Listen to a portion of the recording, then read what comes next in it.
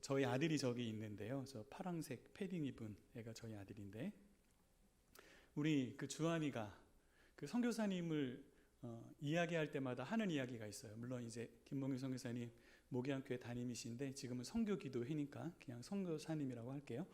우리 그 선교사님 항상 뭐라고 이야기하냐면 자기 생명의 은인이랍니다. 너무 웃기지 않나요? 왜 그러냐면 우리 부부를 소개해 주신 분이 선교사님이거든요. 김봉규 선교사님. 그래서 김봉규 선교사님은 자기 생명의 은인이래요. 되게 웃기기도 하고, 근데 저는 그 말에 굉장히 동의합니다. 저희 부부는 정말 선교사님께 너무나 감사하고 그 은혜가 너무나 커요.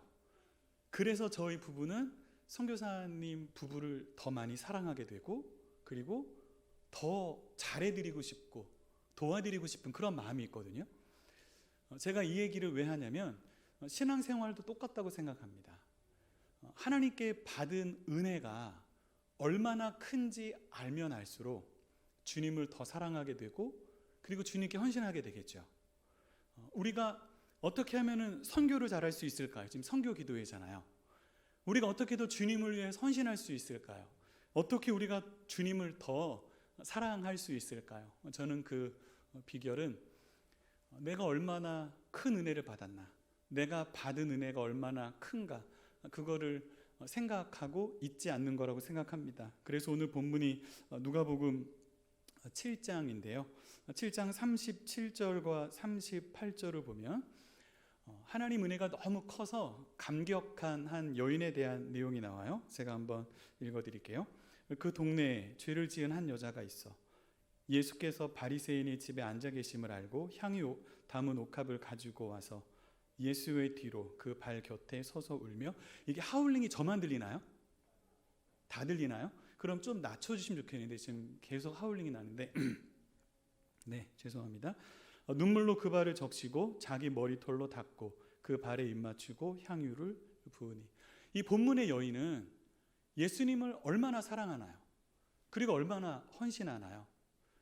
그 예수님의 발을 눈물로 적시고, 그리고 머리털로 닦고, 그리고 그 발에 입 맞추잖아요. 그리고 향유 옥합을 깨뜨리는데 그 옥합도 굉장히 비싸고 귀한 거거든요. 그런데 그거를 깬 것은 그 향유 전체를 다 써버린 거죠.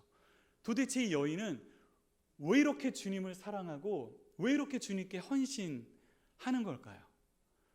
받은 은혜가 너무 컸기 때문입니다.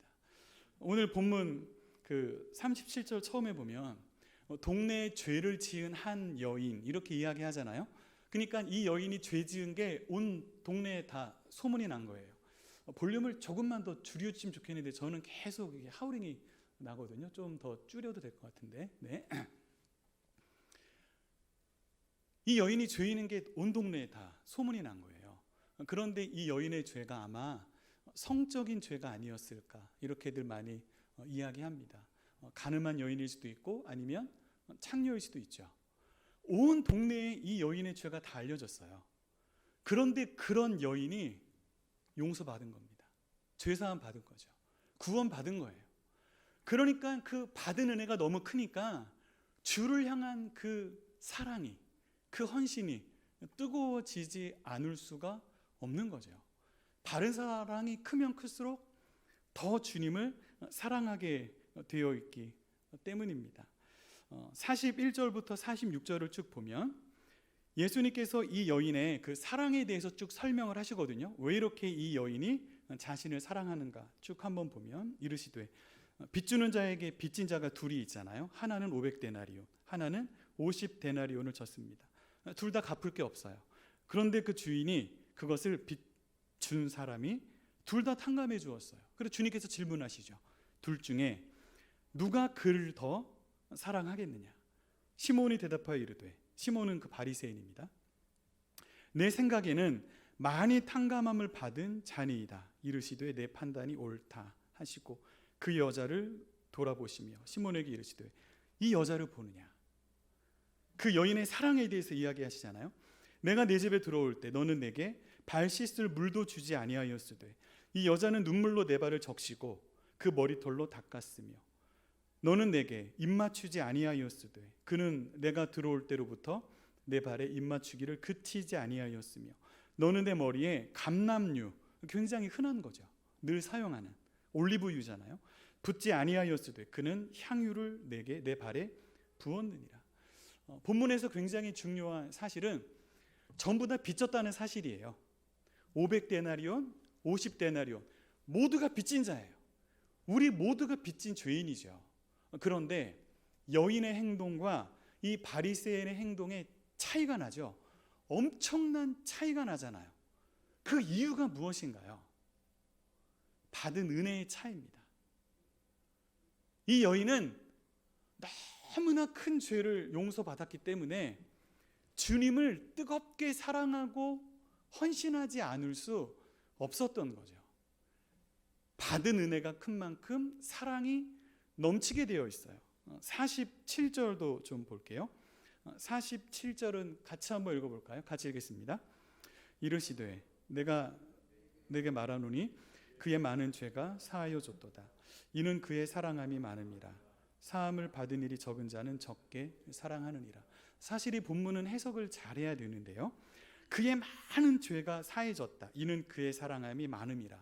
이 말씀의 의미는 절대로 그가 지금 나를 많이 사랑하기 때문에 그의 모든 죄가 사함받은 거야, 그런 의미는 절대로 아니죠. 그렇다면 그거는 공로주의잖아요. 이 세상에는 예수님을 아무리 사랑하고 사랑해도 죄사함 받을 만큼, 구원받을 만큼 주님을 사랑할 수 있는 사람은 없어요. 어느 누가 죄사함 받을 만큼 주님을 사랑하겠어요? 주님의 말씀은 그게 아니죠. 그 여인의 많은 사랑을 봐라, 이 헌신을 봐라. 이렇게 많은 사랑과 그리고 많은 헌신하는 이 여자를 봐라. 이 사랑이 바로 그가 많은 죄 사함 받은 것을 증명하고 있지 않냐, 이 의미죠. 그러니까 주님께서는 이렇게 말씀하시는 겁니다. 받은 은혜가 크면 클수록 더 주님을 사랑하게 되어 있는 거야. 주님을 뜨겁게 사랑하는 여러분들 되시기를 축복합니다. 주님을 사랑해야지 헌신을 하든 선교를 하든 할 거 아니에요. 선교 기도회를 하든. 받은 은혜가 크면 클수록 주를 향한 사랑이 넘치게 되어 있죠. 그런데 이 47절 끝부분을 보면 뭐라고 말씀하시냐면 사함을 받은 일이 적은 자는 적게 사랑하느니라. 이 부분도 해석을 잘해야 하는데, 그러면 내가 주님을 많이 사랑하려면 더 큰 죄를 지어야 하나? 내가 더 큰 은혜를 받으려면 더 큰 죄를 지어야 하나? 그런 의미는 절대 아니잖아요. 이건 완전히 넌센스죠. 말이 안 되는 거잖아요. 그러면 주님을 더 사랑하려면, 더 큰 은혜를 받으려면 어떻게 해야 할까요?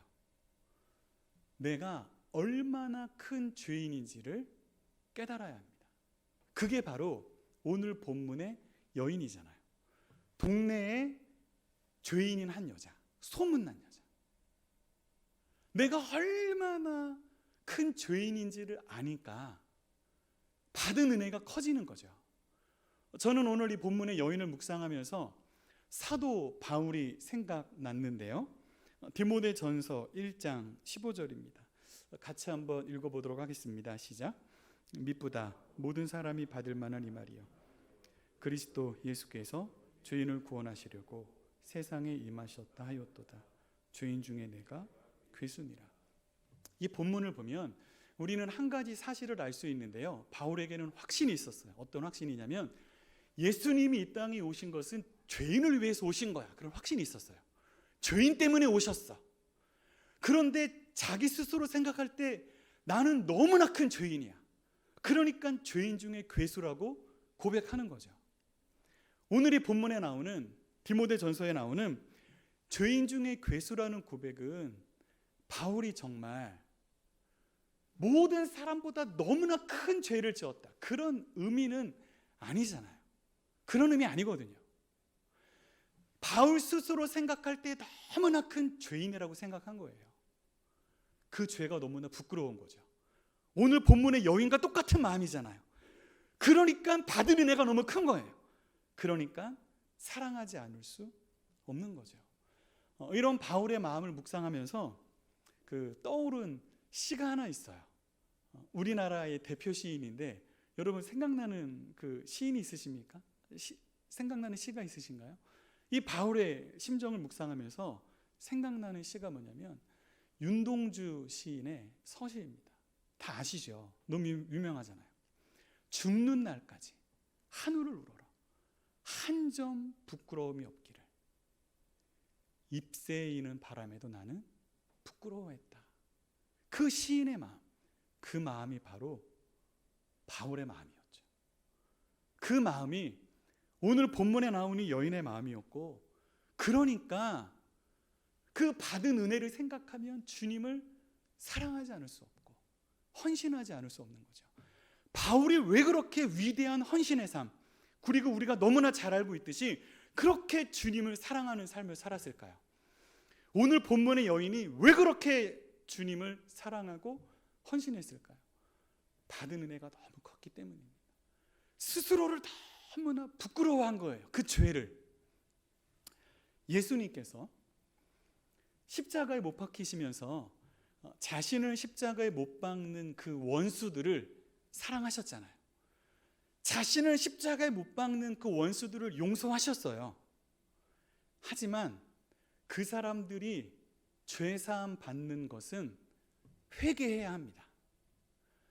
본인의 죄를 고백해야지 용서받는 거지, 주님이 그들을 아무리 용서하고 사랑하셔도 그들에게 죄사함의 은혜가 임하는 것은 아니잖아요.